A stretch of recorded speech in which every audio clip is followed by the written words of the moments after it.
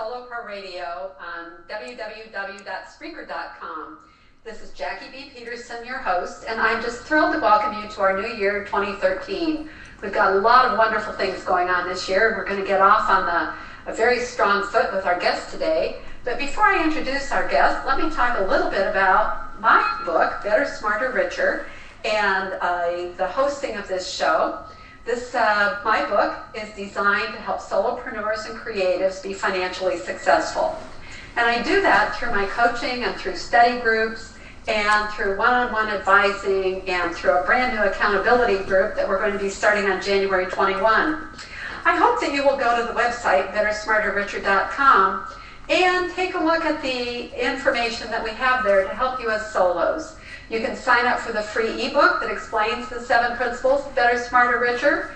You can also sign up for our free newsletter, join the conversation on the blog, and take a look at participating in one of our study groups. Those are really powerful to help you integrate the 7 principles that can make a difference for you and your financial success. We have a new in-person study group beginning on January 17th. We have a phone-based study group beginning on January 7th. And we have a new accountability group starting January 21st. In addition to that, we have a free symposium at the Portland Community College Klein Center, 6 to 9 p.m. on January 22nd. Lots of things for you to do in this startup of 2013 to get yourself in line to make 2013 your best year ever. So today my guest is Susan Rich. Susan is a WordCraft marketing coach. She helps authors and consultants launch their speaking careers and teaches effective communication strategies to business owners.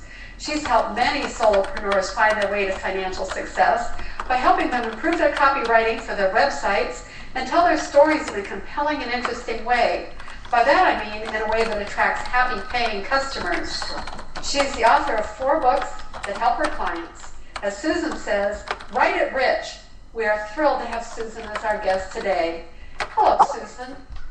Thank you, Jackie, for having me on the show today. This is just so exciting, and all the changes that have been going on for Solo Pro Radio. I agree, and I just feel like, we're off on a right foot for 2013, that great things are going to be happening, and I tell everybody to line this up. It's going to be your best year ever. We're just, all of this good stuff happening. So, Susan, tell us about yourself. Talk about your background and where you studied, and how did you get your expertise with words? How did I get my expertise with words? Well, I think the story that I like to tell is my mother taught me how to write my name when I was 4 years old, and I liked seeing it in print so much I decided to become a writer. And I wrote my first story when I was 9 years old. It was called Sash Blazer, the Dancing Pony. And, everybody, had heard that story. And then I went on to study journalism at Northern Arizona University. And so what I am is a working journalist. And so I worked as a reporter for a newspaper. And then I headed off to Boeing, and I was there for 9 years, and then on to Tektronix. And so I have 17 years of corporate experience. And then I ran away. I left the Cube farm, quit the job. We were actually in the middle of a kitchen remodel. I never, ever expected to start my own business. My parents owned a restaurant when I was growing up, and I thought being an entrepreneur was the worst disease anybody could ever have. That'd be crazy to run your own restaurant. Now I understand, and there's actually very little difference between owning a restaurant and being a writer for hire. You still need a menu of options and all the other things that go along with it. But where the expertise with words came from is I just like words. I like swimming in words and swimming with the ideas and playing with all of those concepts. And nothing makes me happier than when I'm either talking with someone about words or writing words or reading or just doing the geeky thinking stuff. That's fabulous. I love that. I could see that story, and I can see you as a little girl already dreaming up your own stories and probably never being satisfied with anybody else's stories at all.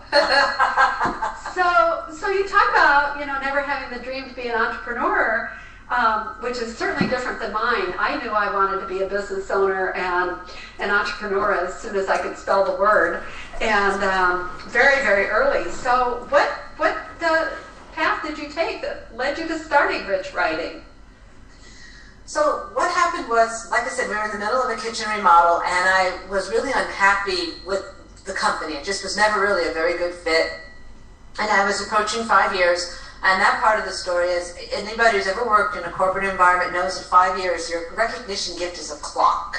Uh-huh. And I looked at it and went, great, I'm going to get watch more time pass.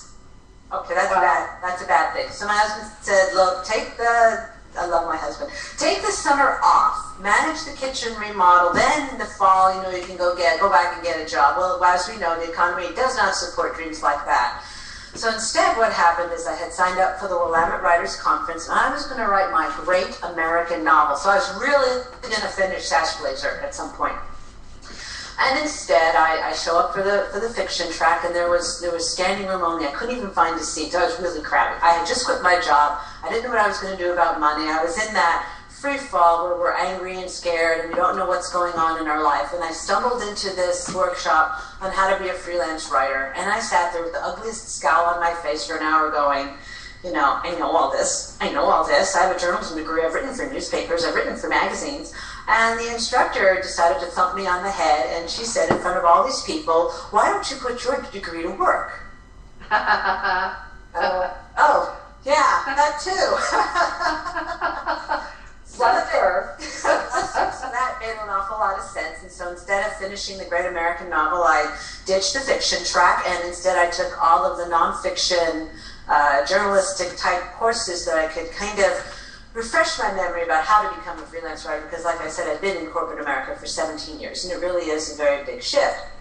And then from there, it was a very long walk in the dark, because I didn't understand about owning your business, creating offers, getting clients, networking. I didn't know any of it. So here I am going on to 9 years, and I think I've almost figured it out.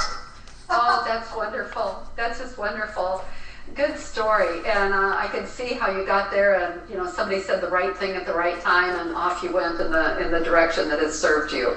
I think that happens to a lot of us, that bang, all of a sudden there it is. So what do you like most about being a solopreneur?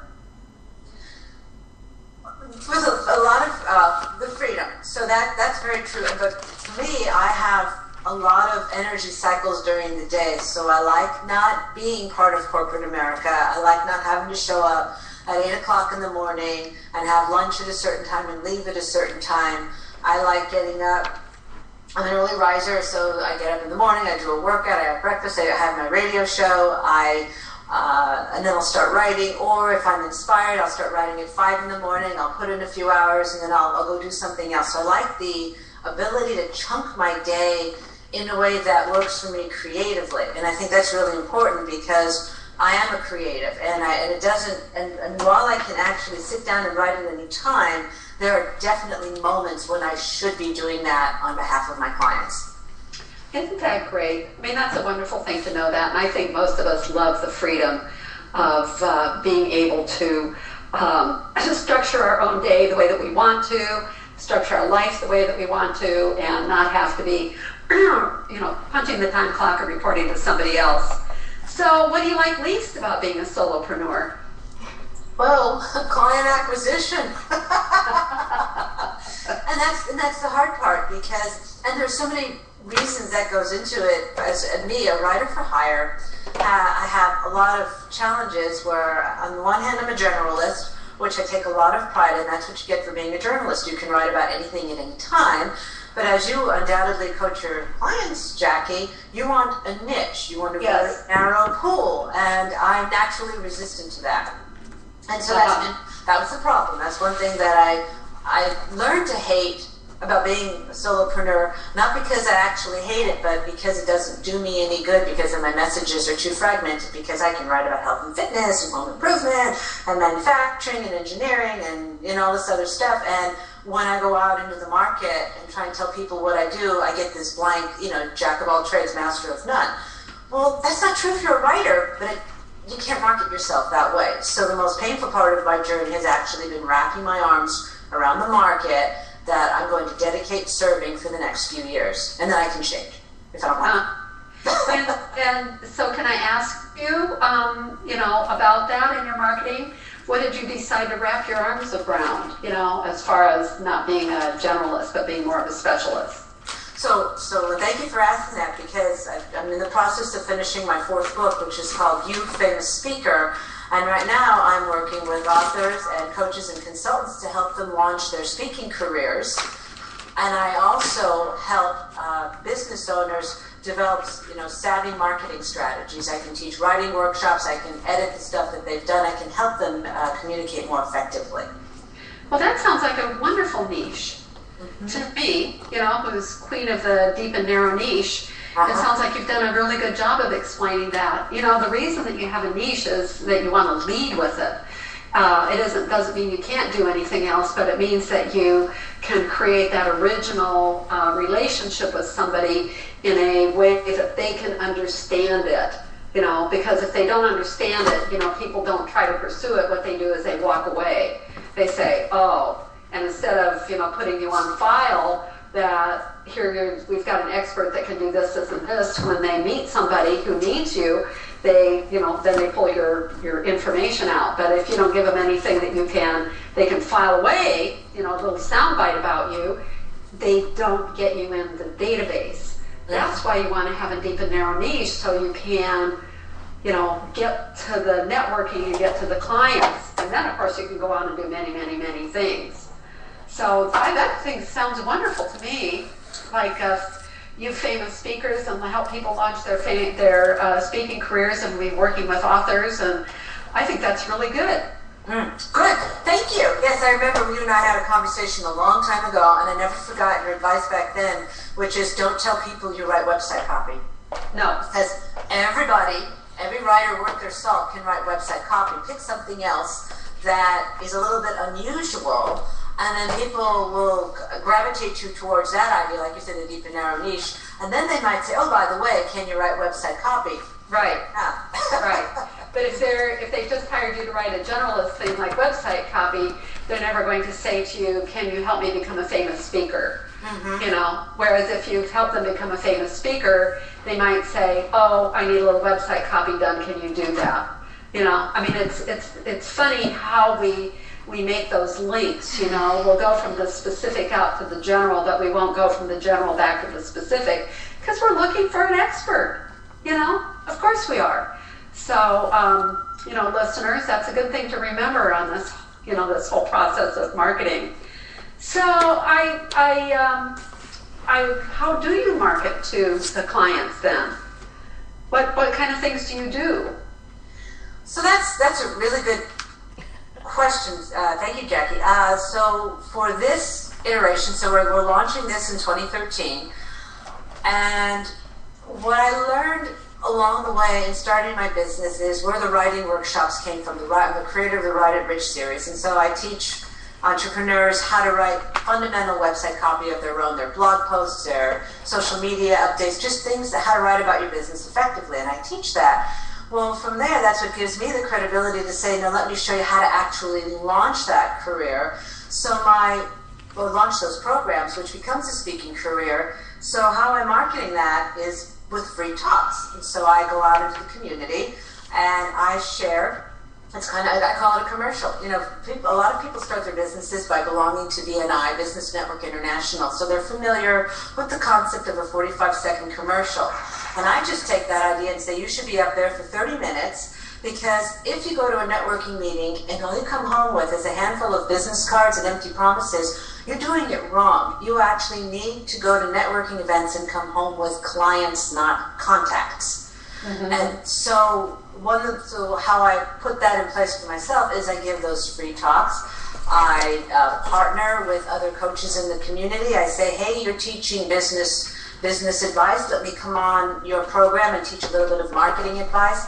I work really hard on grassroots support, that even though I know that my Portland, Oregon community can't support me as a writer necessarily, having them know me, know the work that I do, the grassroots marketing that I do, helps me get my name out there, because they all know somebody. So I expand my reach by starting again, like you said, in a narrow perspective. Let me start with a small slice of my community and let me expand it. And that's very powerful. That's very great. It makes a lot of sense for you to do that.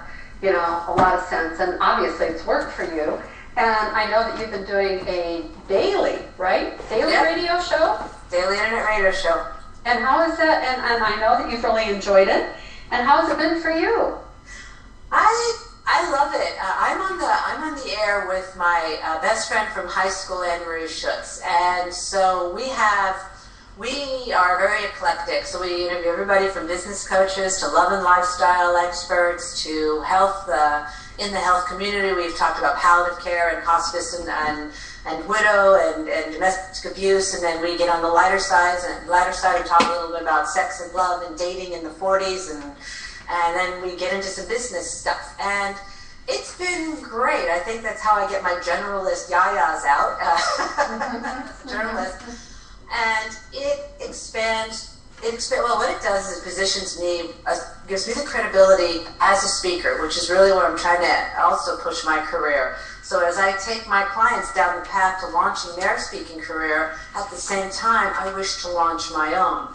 And so my clients follow in my wake because I've got this internet radio show. I can put them on the air. I can create a really powerful connection between myself and my clients and my listening audience. Well, I certainly have found that when you tell people you're on the radio, you can just see a whole nother wave of respect across their faces. Mm-hmm. They like that very much. It's really cool that you're on a radio show and on regularly, and they stop and listen to you. And I think a lot of things when we're talking is we're trying to get somebody to pay attention to us for even 20 more seconds or another hour or something like that, because we're interesting to them. I mean, that's part of writing your unique value proposition. That's part of how you network. You want to intrigue them so that they say to you, tell me more. And I think that having the radio show, or even being a guest on a radio show, is part of that, where people stop and pay attention to you a little more because radio carries that kind of cachet. So. Absolutely. And the other part that I really love about it is the world's greatest networking tool. Because if let's say I wanted you on my show, but you didn't know me, all I have to do is call you up and say, hey, Jackie, my name is Susan Rich. I'm the host of Susan Rich Talks. I'd love to have you on my show.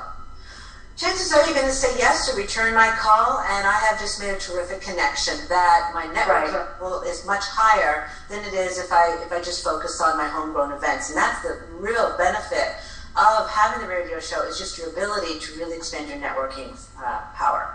That's cool. I hadn't thought of it that way, but you're 100% correct. That's wonderful. Yeah. So Susan, how do you work with your clients? Do you have a specific process that you go through with them? So if you want to work with me, Cynthia, there's a lot of little ways that I can do it. Mostly I'm trying to figure out, do you want to hire, am I a writer for hire, or do you want to get into the marketing, coaching kind of thing? And I have 3 main packages around that, and it seems to work the best. The first one is kind of an introductory. It's called Your Lovable Website.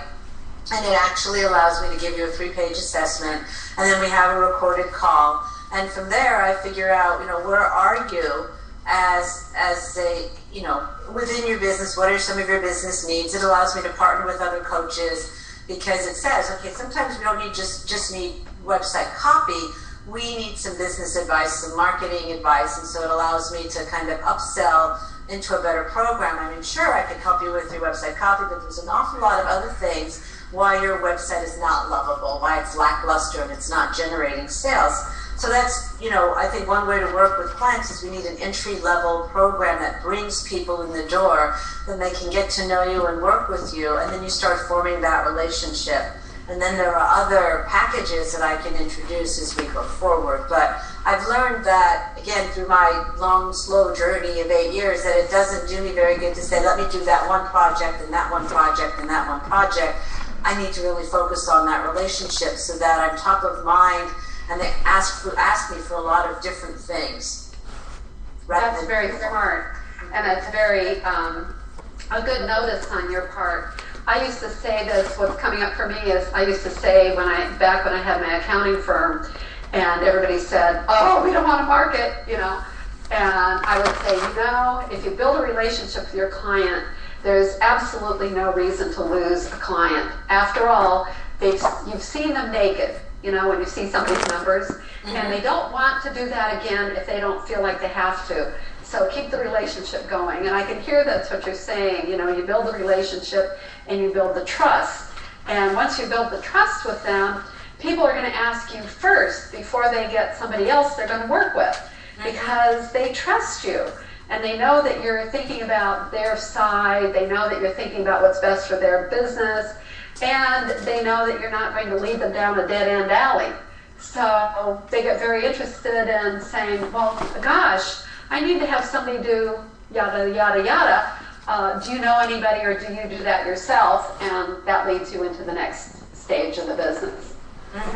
Absolutely, absolutely. And the other thing that's really good advice for folks listening to the show today is part of that is when you read articles that you think are interesting, or you come up with tidbits, and every once in a while I just have a really cool idea that I feel like sharing. And I push that out to the client so that it's my way of staying top of mind. Hey, I'm not on your clock right now, but I read this and I thought of you. Or remember when we worked on that project 2 months ago? Well, here's another headline idea for it. It's that kind of thing. I pop them out because the creativity I think needs to be shared. So if my muse has delivered something and I'm not on a client's clock, it doesn't do me any good to keep it. I'd rather just share it. Yes. And I like your concept of staying in top of mind for people, because the way I say it is you have to market every day, and market every day can mean a lot of things. And one of the things it can mean is just like you're doing. You read an article and you pass it on to other people, and it does exactly what you're talking about. It keeps you in front of their mind. And they say, oh, isn't that wonderful? Susan isn't billing me for this, but she's still thinking about me. So I'm going to remember that I want to think about her too. And, I have that client or that friend of mine that could use some writing coaching services, and I'm going to give her Susan's name. I hadn't thought about that before. And the next thing you know, you've got another lead, you've got a referral, which is absolutely fabulous. That's what you want. So staying in front of mind, is what we're talking about with clients. That's what really matters. So what issue do you find with other people's writing, again and again, and what kind of advice do you have to give over and over?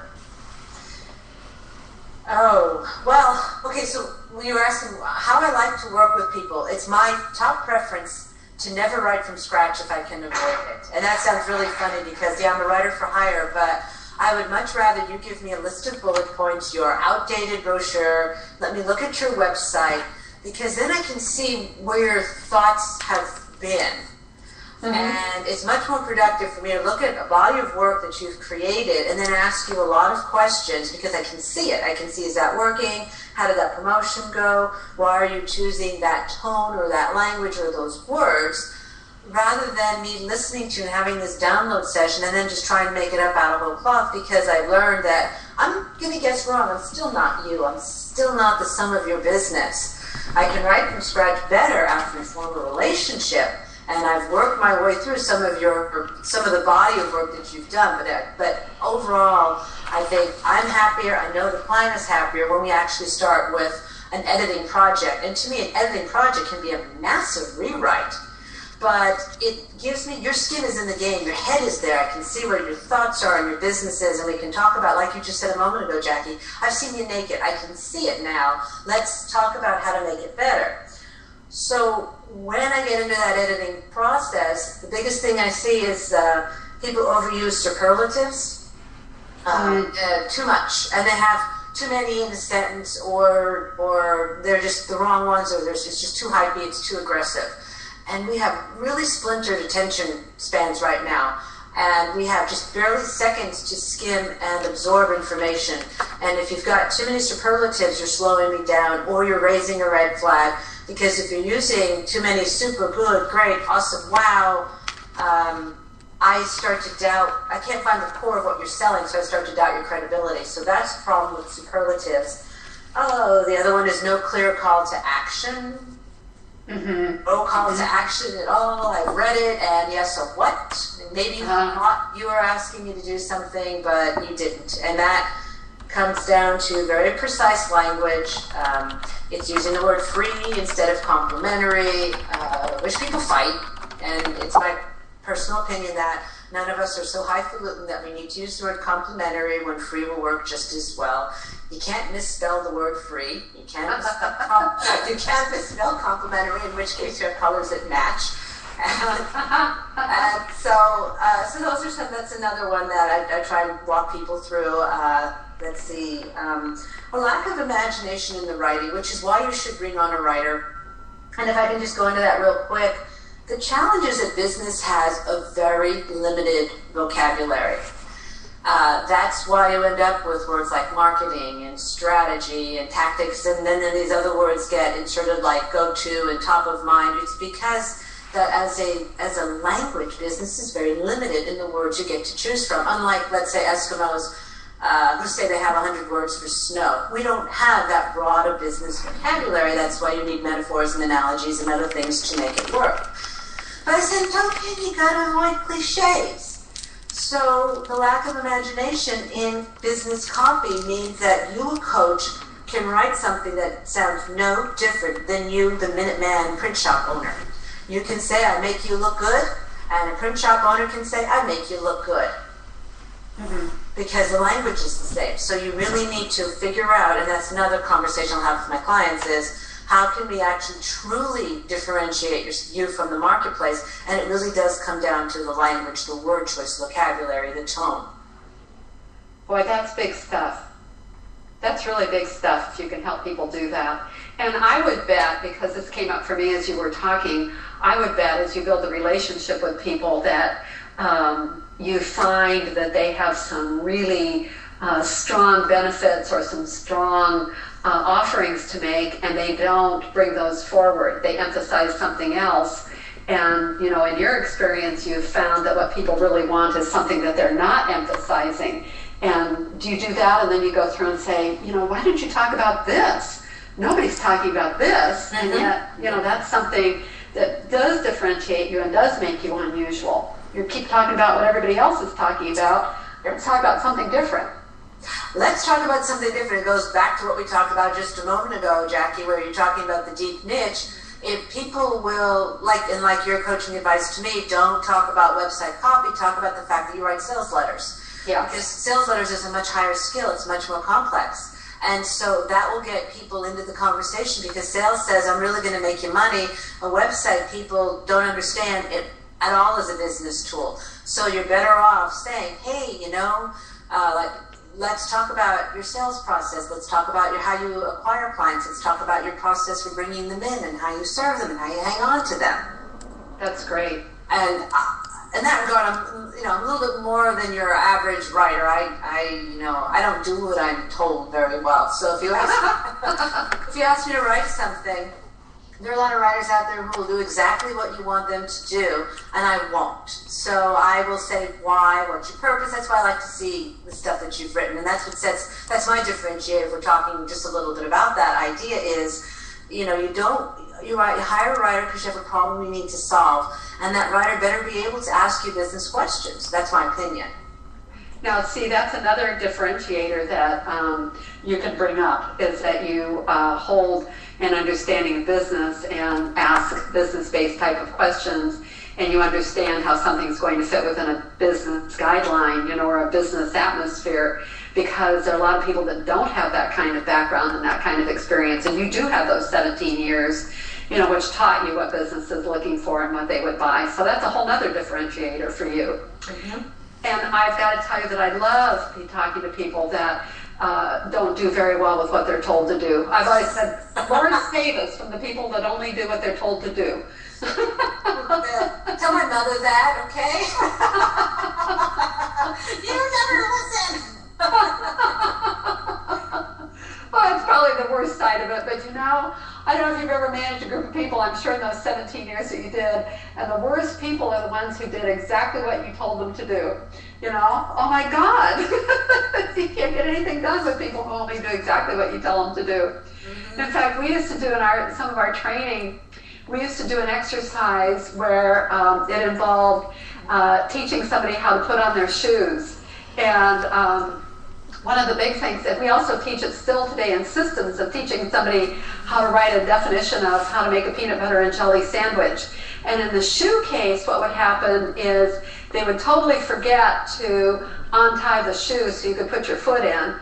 And in the peanut butter and jelly case, what happens is you forget to tell somebody to open the jar, and if they don't open the jar, you can't spread the peanut butter. And it makes people think about how they're giving directions and how they're talking. And as I say, you come back to the lesson of, Lord save us from the people that only do exactly what they've been told to do. Because nothing happens. It's common sense in there. I know, and that's interesting. Yes. It is interesting. So let me take a short little station break for a minute. I want to remind your listeners that you're listening to Solo Pro Radio this morning, and I'm your host, Jackie B. Peterson, the author of Better, Smarter, Richer, 7 Business Principles for Solo and Creative Entrepreneurs, and finding ways to help you be more financially successful. And today we're talking to Susan Rich, who is the owner of Rich Writing, and she keeps calling herself a writer for hire. But I think with her common sense and her great sense of humor, she's got a whole lot more to offer us than just being a writer for hire, Susan. I think you've got a lot of deep knowledge and a lot of common sense that we were talking about, and I would imagine that your clients find it a total joy to work with you. Well, thank you. Yeah. And I like the idea that you start with editing something that somebody's already written, because, and I like that you can understand why that works so well, because that means you can get an idea of how they are seeing themselves. Okay, right? Exactly. Before you wade in, and before you go in and you talk about, how you can change it and how you can write for them. So I remember attending your classes, a couple of your classes, and I've got a couple of pieces of advice that still stick in my mind. One is to use powerful words to convey your ideas, and the other was to talk about results. So do you have any other quick tips you can give your followers so they can improve their writing and their presentation of themselves? Sure. And again, going back to the idea that we have very fragmented attention spans, when you're writing, you want to focus on giving one message at a time. And so it doesn't matter if it's a blog post or a Twitter update or any of the social media or an article that you're writing or your newsletter. Anytime you're trying to get somebody to connect with you, just focus on one key message at a time. Use the frequency of social media to your advantage. In other words, you might say to yourself, well, if it's only one message, it's going to take me forever to get my point across. It's like, well, it is. But the reality is that if it takes you too long to tell your entire story, you lost your reader anyway. So break it down into the smallest actionable chunk. Remember, you need a call to action in there somewhere. And the call to action is not hire you as much as it's do this action, get this coupon, get this discount, sign up for my newsletter, join me on this telecall. The action item can be anything attached to your one message that clearly states how you're going to benefit if you connect with me. Mm-hmm. That's one big one. And that goes to the idea of using repetition to your advantage. And so what I want to reinforce for our listeners is, you're going to get sick and tired of your messaging before you even penetrate one person's mind enough that they actually remember that you said something.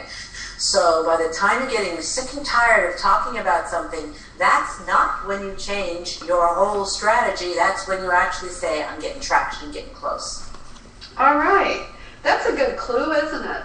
So almost just when the person reaches the point where they can't stand it anymore and they're ready to change their messaging is probably the point when they're really beginning to be effective. Right. So let me give you the classic hint. Why buy a mattress anywhere else? Okay. So and if you needed a mattress, like it or not, like that jingle or not, and anyone anywhere has over whatever mattress company is in your backyard is bugging the heck out of you with mattress advertising. But the reality is that should you need a mattress unbidden, you're going to hear it. You're going to hear countless jingles and where it is and what to do and how much it costs. And that's the idea. That's the repetition. That's the frequency. And that's the solo message. We sell mattresses. We sell words. We sell ideas. We sell solutions. Whatever we sell, we need to tell our audience that's what it is and how they benefit when they connect with us. Wow. And so we have to say it again and again and again and again and again. So do you think jingles help? It depends on your medium. And when you're going to say it again and again and again, I also want to, remind people that you also have to pick the medium that you're using. And I can, kind of dive off into the shrubs here. I think we overuse social media because we perceive that it's free. And it's not, because our time has value to it, and we need to figure out, should we be on social media? Should we be using print media? Should we be using TV or terrestrial radio or internet radio? What are the best ways to actually communicate our message? And it could be a jingle in one place, and it could be, a very strong visual ad in another. But you have to focus on, that's why you have to know your niche market. Where are they? Who are they? What do they want? What will attract them when they're using different mediums? Boy, I'm just relentless about that. I'm absolutely relentless about having people identify and be able to almost see a target client, somebody with whom they can work, because then you know who you're sending your message to. And I think marketing gets overwhelming to people when they look at it and say, oh my word, I've got to sell what I'm doing to 7 billion people on the planet. And, that's not true at all. Maybe you're looking for the 70 or the 700 or maybe even the 7,000 who are interested in what you're doing, want to buy from you, are looking for your particular niche or your particular specialty. And the whole idea is to find methodologies that are going to get your wonderful message to the specific people that you're looking for. And one of the things I know is that there's a whole concept because of the internet called inbound marketing, which kind of means people are looking for you just like you're looking for them. And so a part of your messaging is to get your words out to them so that when they're searching, they can find you. Mm-hmm. And, and be very excited about it, because at last they found somebody who will do whatever. And that's why the words are so critically important. Solopreneur, which we've used all the way through 2012, was hardly a word before 2012. And yet everybody knows exactly what we're talking about when we use that word, and they know that it's a growing part of business. And, and then think, it wasn't even a word a year ago.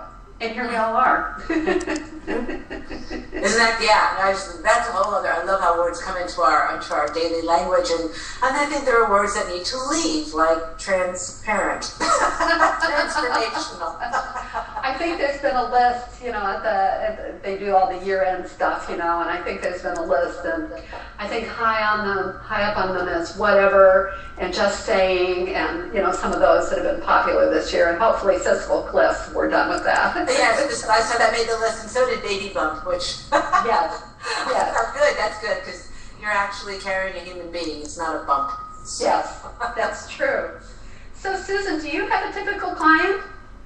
So, authors, coaches, consultants, and then on the manufacturing side, I love manufacturing because I worked at Boeing for so many years, so I love writing about how things actually get produced or manufactured, or process engineering. Those kinds of things are really interesting to me. But around the book launch, you famous speaker, the clients I hope to get there are ones who need help either developing a marketing plan, the marketing materials, or the presentation that they actually give when they get in front of a room full of people. A lot of folks don't know how to put together a presentation that works. No death by PowerPoint, how to actually put together an engaging talk. So that's one client base I'd love to work with. And then the other is just how can I teach you to write more effectively with more power in your words? And then, of course, some of the writing or editing for, again, manufacturing. And I do some book editing, but that's, I'm very particular about it. I would be very particular about that one as well. So when you're talking about people speaking, you help them prepare their talk. Do you help them in their actual presence, on the stage of, getting over that awful stage fright? Or, there's that old joke that says in the United States we worry more about fear of speaking is greater than the fear of death. And somebody carried that out and said, yes, so if you're the speaker at the eulogy, you'd rather be in the casket. I thought that was funny. It is funny, and absolutely. During my corporate career with Boeing, I was trained in media relations, and so I used to coach people before they went on camera. And being on TV live is magnitudes greater and more frightening for people than it is to actually be in front of a room for 40 minutes, because you're actually live on television. You can be seen by millions or whatever, and you're on the hot seat there. So yes, I can actually coach people about dealing with stage fright. I had to actually get over that myself, and it's interesting because you have such tremendous anxiety around it, and yet very few times can people clearly articulate what are you really afraid of. Yeah. And it's that empty fear. It's not an empty fear because it's paralyzing, but when you actually work your way through it, you realize what's on the other side is exciting in its success, and it's being recognized as an expert, and we're so afraid that we won't get that result that we can't get started. Yes, and I like being recognized as an expert, because when you have, as I call it, claimed your mastery and are recognized as an expert, first by you, and then by other people, what that does is it allows you to charge more money, and that makes all of the difference. Being able to charge more money gets you better clients. It gets you the ability to have more time to be able to grow your talent and ability. It also allows you to hire the people that you need to help you, because you're making more money. So, recognizing your own expertise and claiming it is a very, very big deal. And I, too, have had to battle with being scared to death to get up in front of people. And I tell the story how when I started my company, I figured out that if I didn't get up in front and talk to people, I was never going to have any clients. And so what I did is I said yes to every single opportunity that there was to speak. And because I did that, I finally learned how to stand up in front of groups and feel comfortable standing up in front of groups and relax. And finally I got to the point where I enjoyed it. And I was very surprised to find that I was enjoying it. But it took a while. It took quite a while for me to get there. And I thought, okay, if you're gonna get ahead, this is what you have to do. I think the advice is tremendous, because it's repetition, and when we don't drop dead from the fear, we realize we might be able to do this again and again and again. And then one day, I remember the transition for myself. I went from blind panic to not even able to hear my introduction. I was so agitated. To being halfway through my talk and realizing that I had not even thought about it. That I had completely gone past it so far that I was halfway into it going, oh, Susan, you forgot to be afraid. Oh, good.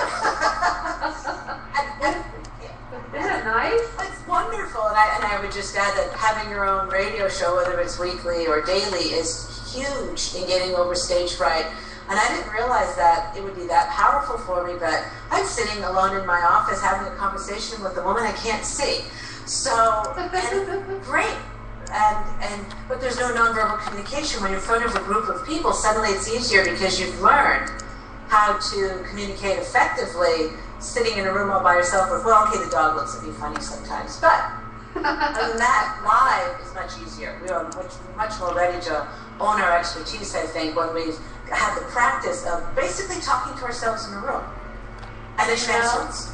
And what I learned as far as talking to groups of people, this is a little tip for anybody who's out there struggling with that or saying, oh yeah, you did it, but I can't do it, because that's how we always think, sure, you were really born with this skill, you didn't acquire it, is that one of the things I've learned to do when I'm talking to a group is if I get the opportunity, I go out in the audience and meet them as they're coming in. And I shake hands with them and introduce myself and learn a little bit about them.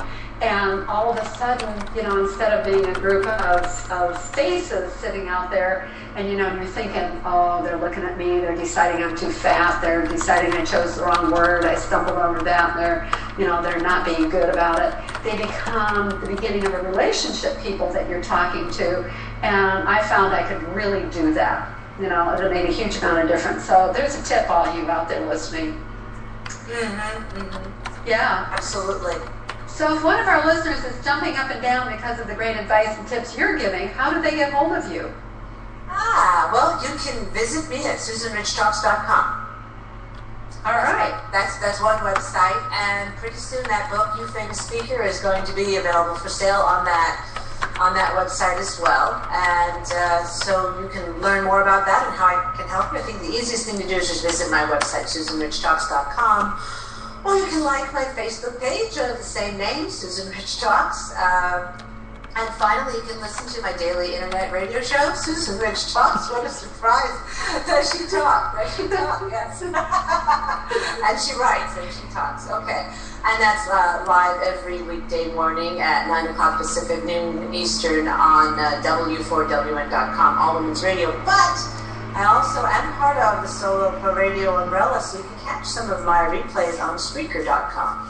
All right. That's wonderful. That's wonderful. Well, I sure hope people call. So, do you have any advice for our listeners who are still struggling with their marketing and how to find their clients? I think you need to be listening to Solo Pro Radio, absolutely, and connecting with any of the expert guests, absolutely. And that's just not me as a self-serving plug. I really think that you need to hire a coach.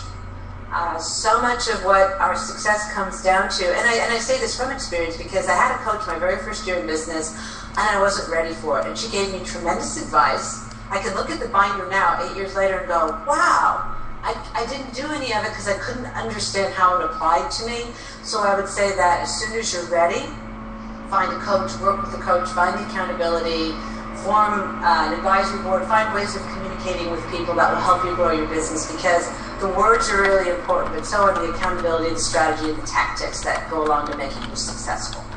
Oh, I think that's wonderful advice. That's absolutely wonderful advice. And Susan, I just can't thank you enough for being my radio guest today and starting 2013 off on the right foot like you have done. This has been absolutely fabulous. And listeners, you've gotten some really good tips here. And I hope that you will tune in and go to Susan's website, SusanRichTalks.com, and take a look at her books and take a look at her programs and her classes and listen to what she has to say. And even more, I like that last piece of advice of hire a coach. You know, we all need coaches, we all need advisors, we all need to have the help of others in our lives, and we need to have people who don't see us from inside our own heads, people who see us from the outside and can see who we are and how they can help us move forward and make 2013 our best year ever. So I want to remind you again that you're listening to Solo Pro Radio on www.Spreaker.com, and I'm Jackie B. Peterson, your host. I will be at the same time at 10 o'clock Pacific time every week for the coming year, introducing and talking with Solo Pro career people, and we're looking forward to having a whole variety of guests just like we've had in 2012. And I also want to ask you to go to our website, bettersmarterricher.com, sign up for the free ebook, sign up for the newsletter, and take a look at the calendar of events. We've got lots of things happening in January. We've got a new study group happening online starting on January 7th, a new one starting in person on January 17th, and one of those all-important accountability groups beginning on January 21st. So have a great new year, and I look forward to talking with you next week. Thanks.